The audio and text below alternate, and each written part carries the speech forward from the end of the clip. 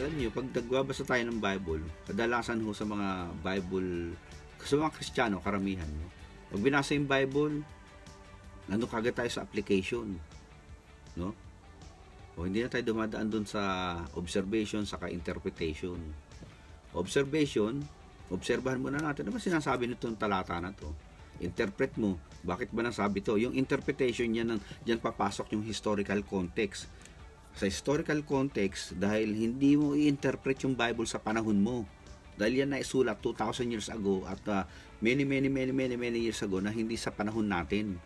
Kaya, babalikan mo kung ano yung sitwasyon ng mga panahon na yun, kung bakit nasulat yan at paano nasulat yan, sino sumulat yan, saan sinulat, at sino sinusulatan, anong dahilan, ba't sinulat yan.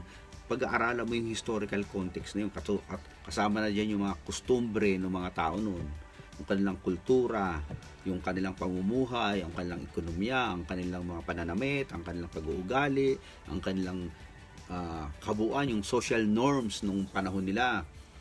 Pag-aaralan mo yun, para pagka nalaman mo, ay ganun pala yun, kaya pala yung mga tao nagpupunta sa templo, dahil sa panahon ni Jesus, ang mga tao po ay nagdadala ng mga handog upang katayin dun sa templo.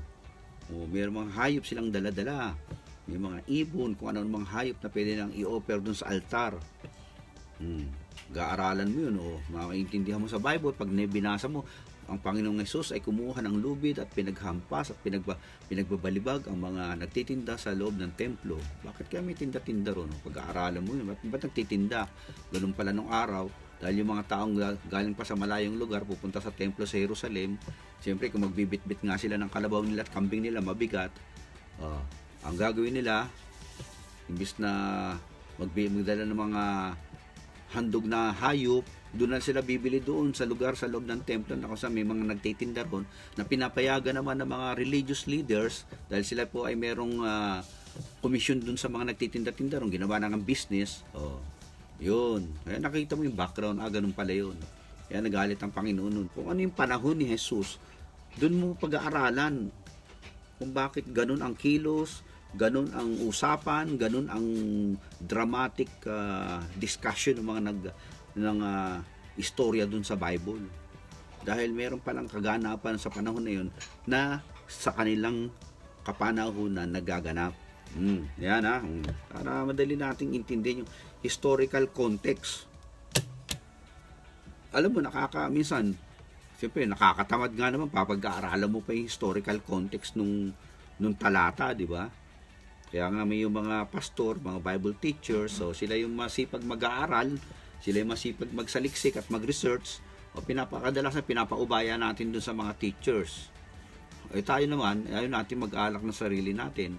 Kaya minsan pag naka-encounter tayo ng mga bulaang teachers, false teachers, na akala natin tama yung mga pagkaka-quote and citas dun sa Bible verse, at na dumating sa ating pandinig, o nakukonbinsi tayo. Pero, subalit, dadapwat, kung ikaw ay marunong sa historical contextualization, lahat ng turo na nagtuturo dyan sa internet, alam mo kagad. Sa isang salita pa lang, alam mo na, mali na. Ulitin ko. Pag ikaw, alam mo yung historical contextualization o yung pag-aaral ng background ng Bible, lahat na nagtuturo sa internet, pag nagturo, the moment na nagturo, alam mo kagad, mali na. Bakit? Ang gagawin kasi nitong mga false teachers na hindi nag-aaral ng hermeneutics o proper interpretation, lalo-lalo na hindi kinukonsider yung historical contextualization. Kukuha ng isang Bible verse, magpapaliwanag sa opinion niya sa panahon niya at sa panahon natin. Which is wrong. Hindi ganun. Kasi sinulat yun dun sa panahon ni Jesus. I-adapt lang natin dito, kukunin lang natin dito yung mga moral at mga ethical reflections o yung mga moral na matututunan natin sa pinagsasabi nun. Ayan, katulad nung panahon na ni Jesus, according to the law of Moses, sabi ng mga religious leader, ang ganitong klaseng babae na nangangalo niya ay babatuhin. Paano mo i-interpret sa panahon natin ngayon yan? Wala namang batas na ganun sa panahon natin. Di ba? O makikita natin, makukuha lang natin turo doon. Makukuha natin turo doon that Jesus Christ, though He follows the law, He condemns the sin, but He projected the grace of God to everybody. Anong ibig sabihin nun? Tinuturo doon sa panahon ni Jesus, yung babatuhin yung babae, yung panahon ni Moses, batas yun eh. Sa panahon ba rito, may batas ba ngayon naman babato ka, manghuli ka ng alon niyan dyan? Wala namang batas ngayon nun. Diba? Hindi mo pwedeng i-interpret yung transcultural and generational interpretation. Pag sinabing trans, pinapalit mo yung kahulugan ng meaning noong unang panahon sa kasalukuyang kapanahonan. Kaya maraming modern day teacher na nagtuturo ng Bible, pag magkukot ng scripture, ang interpretasyon sa panahon ngayon, mali. Agahan ng pagbabasa ng Bible na nasa konteksto. Konteksto, yung pinakatamang pag-unawa sa karapat-dapat na pagpapahayag at pag-intindi ng mga talata sa Bible. Historical context, kailangan dyan, yung kostumbre ng panahon na yon, yung kultura, yung kapanahon, ekonomiya, economic system noon. Ulitin natin, context is the key. Context is the king. Kaya, hindi mo babasahin ng Bible na basta literal na lang. Yes, kung literal yan, literal. Hindi mo babasahin ng Bible kahit na ba spirit-filled ka, kahit na ba born again ka na at pinananahanan ka ng Holy Spirit. Pag hindi mo pa rin pinagtiyaga ang pag-aralan ang mga context ng Bible, naiintindihan mo nga sa iyong kaunawang spiritual, pero the moment na ituturo mo na yan, pwede kang mamali. Kailangan natin yung historical contextualization. Okay. Pag ang foundation mo bilang Christian ay matibay, yung iyong mga susunod na gagawin bilang kamanggagawa ng Diyos sa simbahan niya upang marami ka pang mabahagian ng Word of God, marami ka pang maturuan, marami ka pang maisharean, marami ka pang madala sa Panginoon. So, sa mga panahon na magsasalita ka at magtuturo ka, gabay ka. Ingat na maingat mong napag-aralan at maingat mo ring ituturo para yung mga tuturuan mo hindi rin mamamali. Para ka nagluluto lang naman yan, di ba? May process ka ng paghahanda ng mga recipe mo. Tapos may process ka din at meron kang tinatawag na system. Hindi mo pwedeng ihulog ang malalambot na gulay, nauunahin mo siya kaysa dun sa matitigas. Mali na yung process mo pagka ganun. Kaya nga ang Bible ay hinati sa dalawang Jedi o era. The dispensation of the law and the dispensation of grace. Alam natin kung sino uunahin natin at sino ang isusunod natin.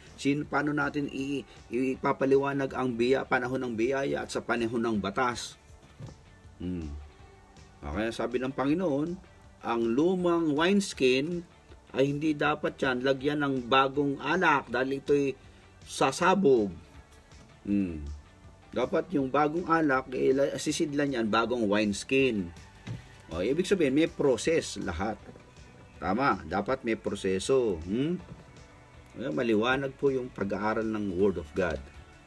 And then, syempre, pag-aralan natin, di ba? Ang literal interpretation.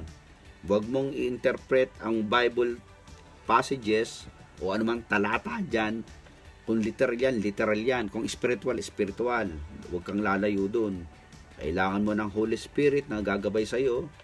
Kailangan mong i-consider ang grammatical principle of interpretation at historical context. Ang kasunod po, letter T, is yung teaching ministry. Ayan. Ito po yung ating ginagawa, teaching ministry. Bakit? Kung magtuturo ka ng Bible, syempre, mayroong magtuturo din sa'yo. Ako, nagpapaturo pa rin ako eh. Nagpapaturo ko sa mga Bible scholar. Nandyan sila R.C. Sproul, John MacArthur, nandyan sila Charles Spurgeon, Martin Lloyd-Jones, nandyan mga Bible scholar na sila Alexander Maclaren, na kinukonsulta natin na silang mga naunang Bible scholar na bumalangkas ng systematic theology ay kumukuha sa kanila ng mga karunungan para maituro natin sa mga tao natin ang tamang teaching ministry. Ayan. Teaching. Letter T. In the lights will remind us that even though the illumination of the Scripture ultimately comes through the ministry of the Holy Spirit. Totoo po yan. Galing sa Holy Spirit, syempre, ang kapaliwanagan. God has also provided the church with uniquely gifted human teachers. Ephesians chapter 4, verse 11. Ano sabi ron? For Christ, He Himself gave some to become apostles, prophet, evangelists, pastor, and teachers to equip God's people for the works of service. Kaya yung mga Bible teachers, yung mga pastor, yung mga evangelists, mga propeta, mga guro, at mga apostol, hanggang ngayon syempre meron yan. May mga gifted dyan sa area na yan. No? Yung fivefold ministry. Kaya sila po ay ginagamit ni Lord para tayo maturuan. Apostle, may mga apostol na ngayon ay talagang they are writing books. They are Bible teachers, evangelists, apostles, and pastors na ginagamit din ng Lord para tayong mga Christians ay ma-equip. Kaya nga itong ating every Tuesday na pag-aaral is equipping the saints. Ini-equip ko kayo para magkaroon kayo ng idea paano ba magbabasa ng Bible. Hindi yung basta nakikinig ka lang sa ganitong teacher. May magtatanong kuno ng isang tanong, kukuha siya ng isang Bible verse. Tugma nga rin sa logic ng tanong niya. Ang tingin mo ngayon, tama na yung sagot niya. Mali pa rin yun. Hindi na-consider yung historical background sa yung literal interpretation But they are scriptural up-depth. They are very good in quoting Bible scripture. Iba nga, memorize pa di ba? Pero hindi naman hindi sapat yun. Pag hindi po naipaliwanag ang Bible sa tamang proseso ng biblical interpretation considering the historical context and all those things na binanggit ko nung una, kadalasan yan mali yan. Liwanag ko ba? Kaya ang mga teaching minister ay binigay ni Lord yan sa church. Regalo ng Lord sa atin yan, mga yan. Sa mandako sila naroroon. Kung sila po ay nagtuturo sa internet man o sa social media, may mga libro silang sinulat o meron siya sa telebisyon o sa written article na kanilang nilimbag. Sila po ay bumalangkas na mga katuruan para padaliin ang pagtuturo ng Bible.